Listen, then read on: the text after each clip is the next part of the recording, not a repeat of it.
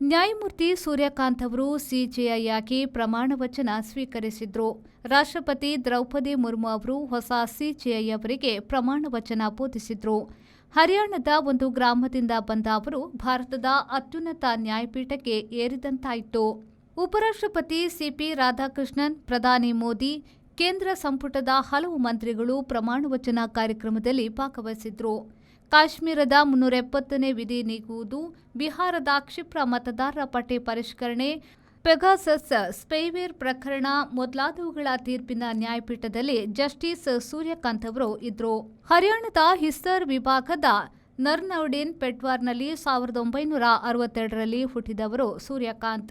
ಕಾನೂನು ಪದವಿ ಮುಗಿಸಿ 1984ರಿಂದ ಹಿಸ್ಸಾರ್ ಜಿಲ್ಲಾ ಕೋರ್ಟ್ನಲ್ಲಿ ವಕೀಲಿಕೆ ಆರಂಭಿಸಿದ್ರು.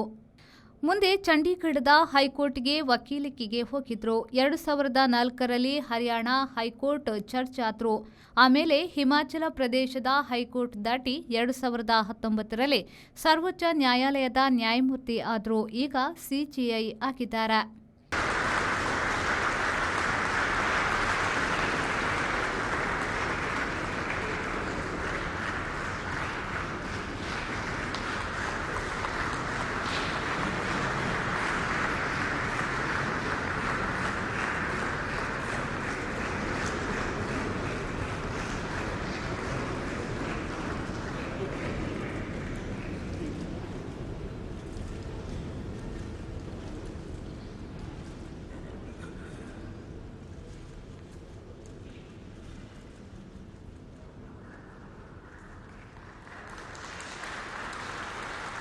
ಬ್ಯೂರೋ ರಿಪೋರ್ಟ್, ವಿ4 news, Delhi.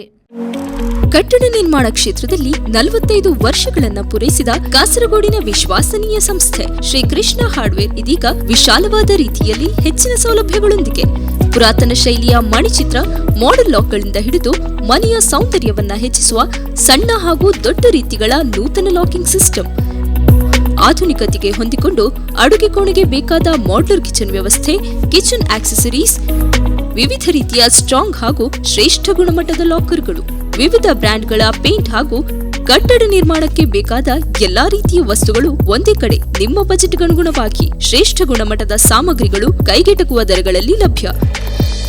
Shri Krishna hardware, MG road, Kasaragod. ಸಂಪರ್ಕಿಸಿ 04994 230645 or 223821.